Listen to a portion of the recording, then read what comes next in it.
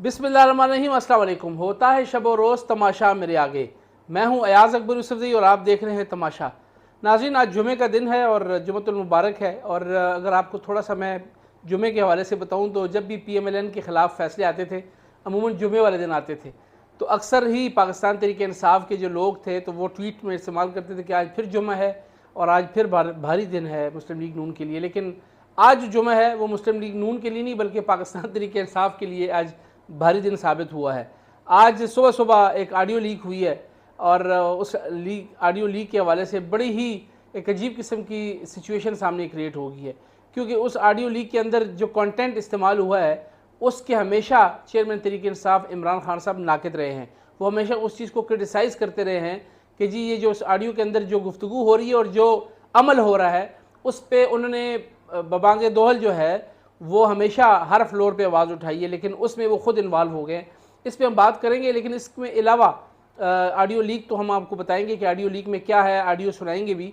लेकिन एक और इम्पॉर्टेंट डेवलपमेंट ये है पाकिस्तान मुस्लिम लीग नवाज़ के लिए कह दें या मौजूदा PDM हुकूमत के लिए कह दें कि जो पाकिस्तान तहरीक इंसाफ के इस्टेब्लिशमेंट के साथ बैकडोर राब्ते थे, वो राब्ते जो हैं उसमें कोई ज़्यादा मुस्बत पेशरफ्त नहीं हुई। जैसे हमने पहले भी व्लॉग में कहा था कि फाइनल राउंड शुरू है और कुछ दिनों में जो है वो कुछ ना कुछ चीज़ें सामने आ जाएंगी, और हमने इस चीज़ का भी एक होप जाहिर की थी कि हो सकता है इनकी डील हो जाए, लेकिन नहीं हुई। अभी तक तो नहीं हुई और उनको झंडी करा दी गई है या उनको लॉलीपॉप दे दिया गया है कि जी हम इस मामले में अब कुछ नहीं कह सकते। दो टोक इस वक्त पहले भी जो है वो chairman chief of army staff general Qamar Javed Bajwa साहब भी कह चुके थे कि भाई हम अब सियासत में नहीं हैं। लेकिन स्टिल जो पाकिस्तान तहरीक इंसाफ के वो लोग जो इस्टेब्लिशमेंट के माजी में करीब रहे हैं और पाकिस्तान तहरीक इंसाफ के चेयरमैन के भी करीब हैं, उन्होंने जो रोल प्ले करना था उन्होंने वो रोल प्ले किया, लेकिन उनको कोई मुस्बत जवाब नहीं मिला। दूसरी बात नाज़रीन ये है कि अब इमरान खान साहब के पास कोई ऑप्शन नहीं रहा। उसकी मुज़ाकरात या उनके साथ जो बातचीत है उसकी नाकामी की जो सबसे बड़ी वजह है उसमें यानी उसमें कोई पेशरफ नहीं हुई। तो ये जो आज ऑडियो लीक हुई है इसका मतलब यही है कि वहाँ से उनको झंडी करा दी गई है और अब उनको कुछ और नज़र नहीं आ रहा। 12 रबी अव्वल के बाद जो है वो पाकिस्तान तहरीक इंसाफ चेयरमैन इमरान खान साहब अपना आखिरी पत्ता फेंकने वाले हैं। और हमारे पास ये इत्तलात है कि इमरान खान साहब जो हैं वो अब फेडअप हो चुके हैं, वो फ्रस्ट्रेट हो चुके हैं। अब वो मज़ीद किसी के साथ बात करने के मूड में नहीं हैं और वो चाहते हैं कि बस अब जो है वो डू और डाई वाली सिचुएशन आए। तो वो जो हम बात कर रहे थे कि उनके पास आखिरी एक तुरब का पत्ता था, वो पत्ता वो फेंकने लगे हैं। अब वो चढ़ाई करने की पोजीशन में आ गए हैं इस्लामाबाद की जानिब, और इस्लामाबाद इंतज़ामिया ने भी उस हवाले से अपनी पूरी तैयारी कर ली हुई है और पूरे इस्लामाबाद को कंटेनरिस्तान बना दिया है। कंटेनरिस्तान ये लफ्ज़ मैं कहना चाह रहा था, कंटेनर ही कंटेनर है हर जगह पर। खैर उस पर तो बातचीत होती रहेगी कि क्या है उनकी हिकमत अमली, उस पर हमको डिटेल प्रोग्राम बाद में करेंगे। लेकिन अब इस वक्त जो इमरान खान साहब के लिए जो है वो तमाम वो दरवाजे बंद हो चुके हैं जिन दरवाज़ों से उनको कोई हल्की सी उम्मीद की किरण नज़र आई थी।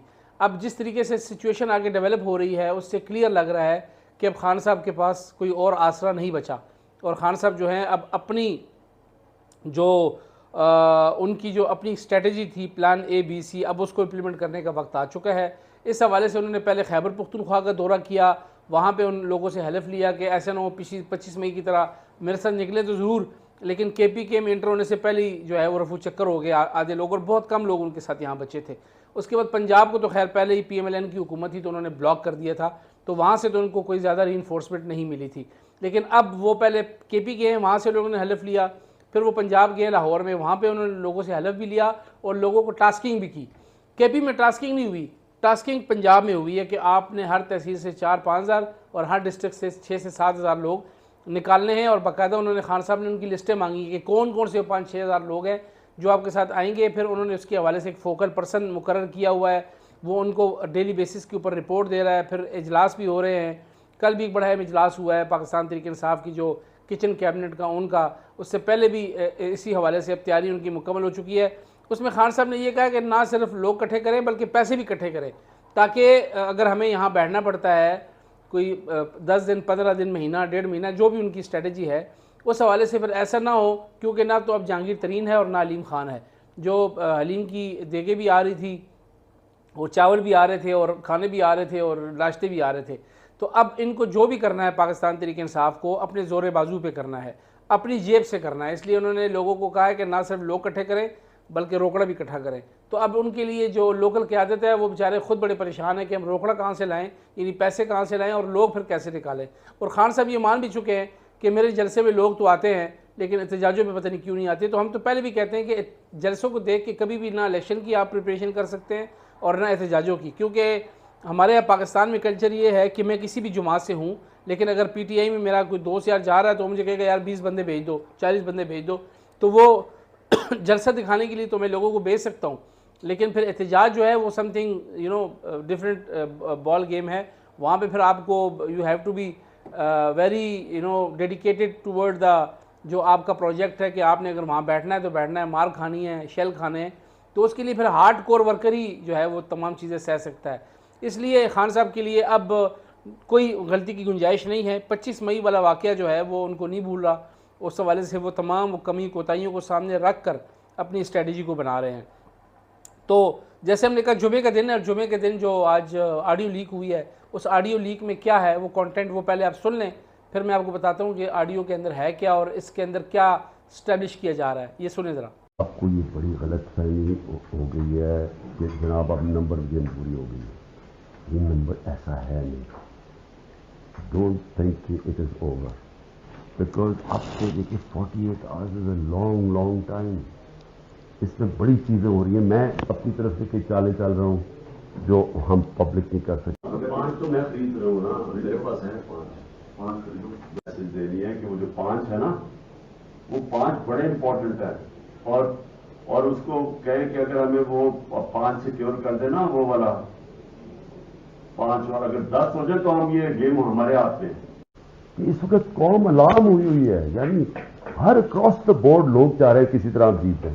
तो इसलिए कोई फिक्र ना करें कि ये ठीक है या गलत है। कोई भी हरबा हो, एक एक भी अगर कोई तोड़ देता है ना तो उससे भी बड़ा फर्क।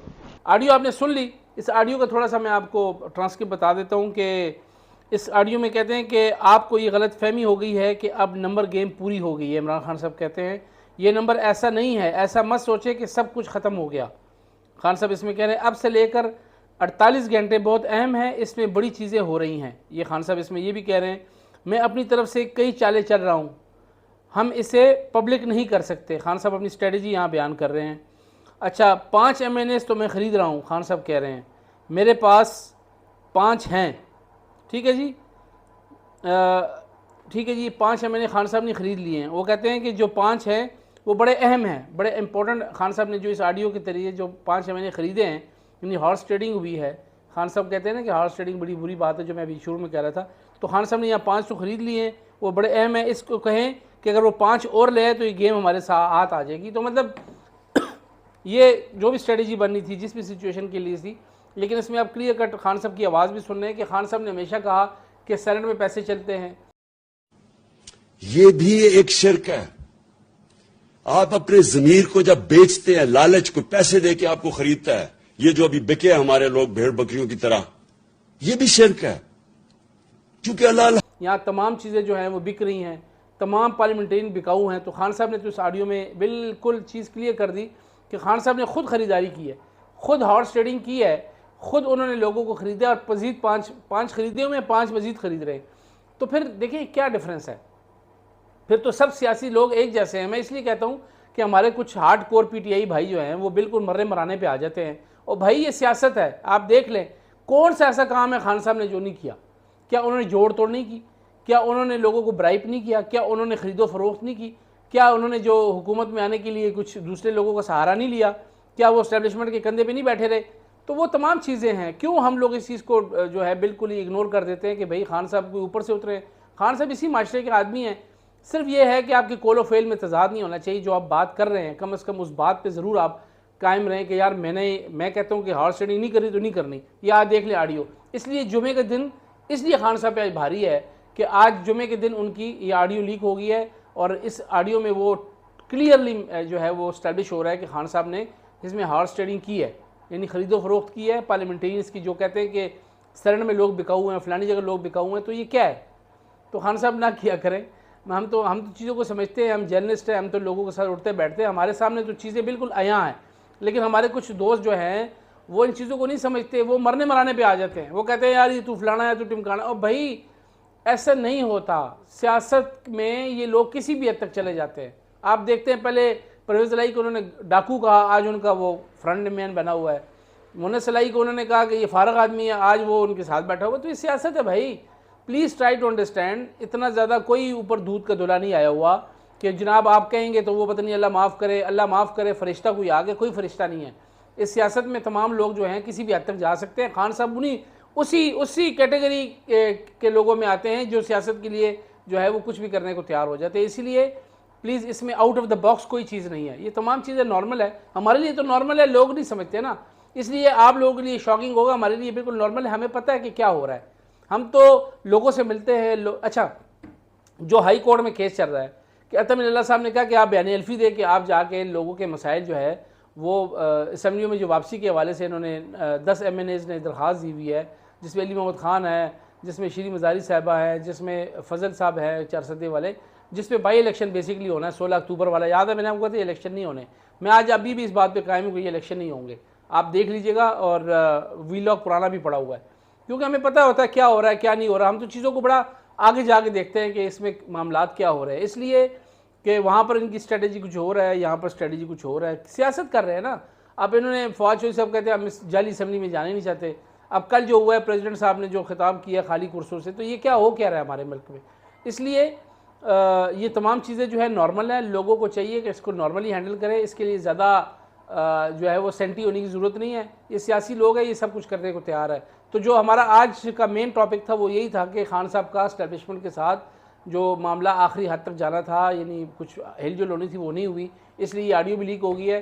और अब खान साहब 12 रबीउल के लिए तैयारी पकड़ रहे हैं। आज उन्होंने मियांवाली में जलसे में भी कहना है, जो भी अपना नैरेटिव बयान करना है, और वो मेरे ख्याल में अब कुछ दिन में वो तारीख का ऐलान भी करने वाले हैं। फिर देखी जाएगी। खान साहब कहते हैं कि हम नहीं रहेंगे तो फिर कुछ भी नहीं रहेगा। ना कहते हैं पंजाबी ना खेलेंगे तो ना खेलन देंगे। खान साहब कहते हैं अगर मैं नहीं खेला तो मैं किसी को खेलने भी नहीं दूँगा। अपना ख्याल रखिएगा। अल्लाह हाफ़िज़।